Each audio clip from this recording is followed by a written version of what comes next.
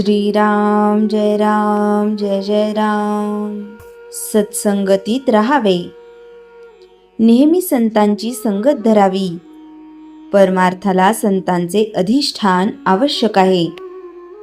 संत आपल्याजवळच असतात, त्यांना पाहायला कुठे जावे लागत नाही. चित्त शुद्ध नसेल तर संतांच्या जवळ जाऊन तरी काय उपयोग होणार. त्यांना आपण देहात पाहू नये.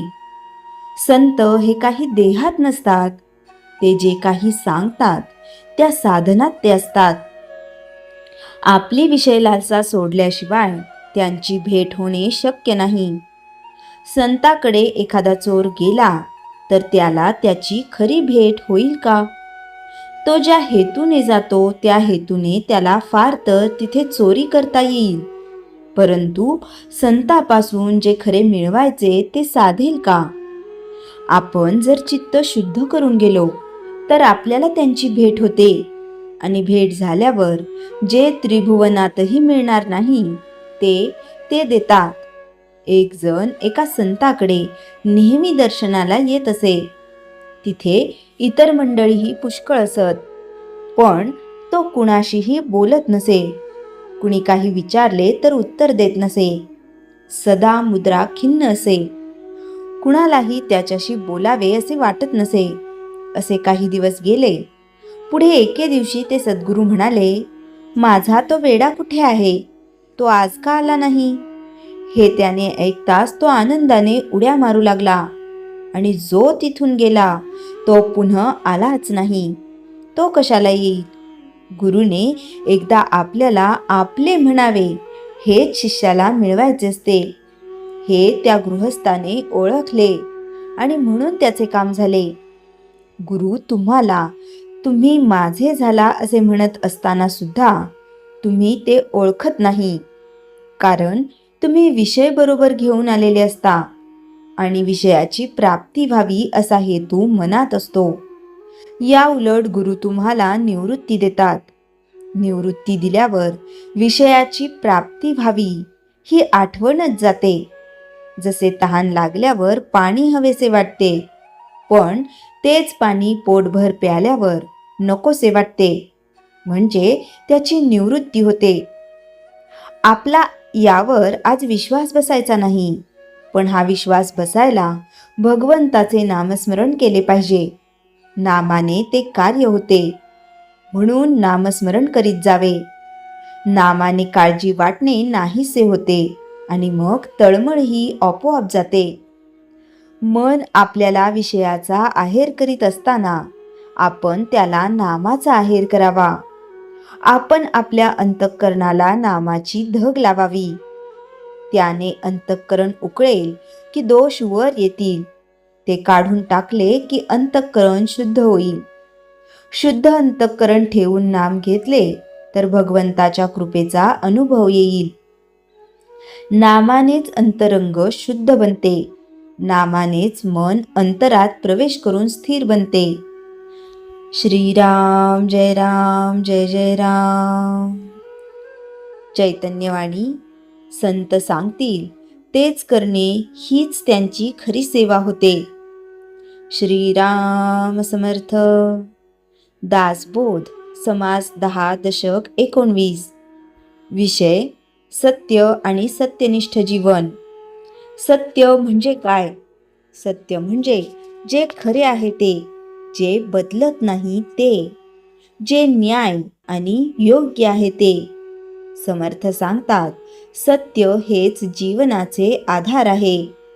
सत्याचे महत्त्व. विश्वास निर्माण होतो, संबंध टिकतात, मन शांत राहते, आत्मविश्वास वाढतो. एक उदाहरण. एक व्यक्ती नेहमी सत्य बोलतो, लोक त्याच्यावर विश्वास ठेवतात.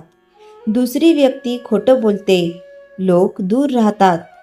असत्याचे परिणाम. विश्वास तुटतो, भीती निर्माण होते, मन अस्थिर होते. सत्य का कठीण वाटते? तात्पुरता तोटा होऊ शकतो, लोक नाराज होऊ शकतात, पण समर्थ सांगतात दीर्घकाळात सत्यच जिंकते.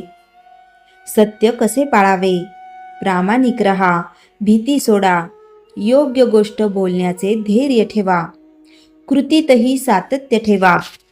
साधना आणि सत्य, आत्मचिंतन, प्रार्थना, नामस्मरण या गोष्टींमुळे मन शुद्ध होते आणि सत्य पाळणे सोपे जाते.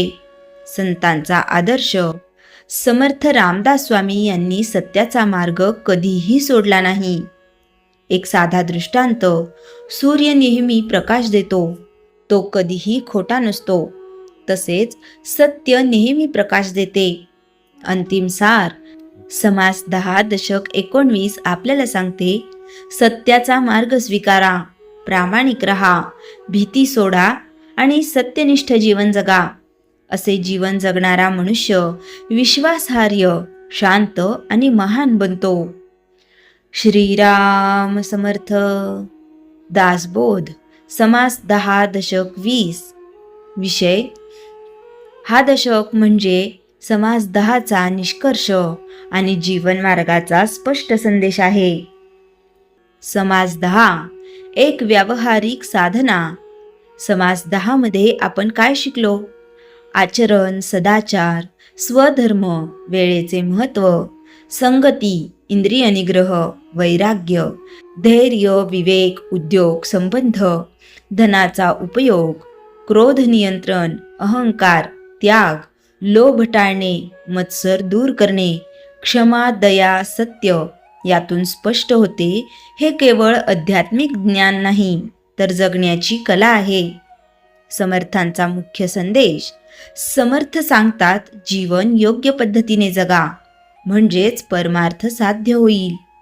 जीवनाचा समतोल. संसार आणि साधना, कर्तव्य आणि वैराग्य, प्रयत्न आणि समाधान या सर्वांचा समतोल साधणे हेच खरे यश आहे. एक प्रभावी उदाहरण. रथ चालण्यासाठी घोडे प्रयत्न, सारथी विवेक, लगाम संयम, तीनही गोष्टी आवश्यक असतात. तसेच जीवनासाठी प्रयत्न, विवेक आणि संयम आवश्यक आहेत. अंतर्मुक्तेचा संदेश. स्वतःला ओळखा, चुका पहा, सुधारण्याचा प्रयत्न करा. जीवनातील खरे यश. बाह्य यश तात्पुरते आहे, अंतर्मनाची शांती कायमची आहे. साधनेचा मार्ग. नामस्मरण, ध्यान, सेवा, सत्संग. अंतिम दृष्टांत. आरसा स्वच्छ असेल तर चेहरा स्पष्ट दिसतो, तसेच मन शुद्ध असेल तर जीवन स्पष्ट दिसते. समास 10 चा अंतिम सार. समर्थ आपल्याला सांगतात, योग्य आचरण ठेवा, विवेकाने निर्णय घ्या, संयम ठेवा, साधना करा आणि संतुलित जीवन जगा. अंतिम निष्कर्ष. समास 10 दशक 20 आपल्याला शिकवते, जीवन हेच साधना आहे, प्रत्येक कृती हीच उपासना आहे. श्रीराम समर्थ. श्रीराम. जय राम. जय जय राम. जयाच्या जनी जन्मनामार्थ झाला, जयाने सदा वासनामात केला. जयाच्या मुखी सर्वदा नाम कीर्ती, नमस्कार तया ब्रह्मचैतन्य मूर्ती. श्रीराम. जय राम. जय जय राम. जानकी जीवन स्मरण. जय जय राम.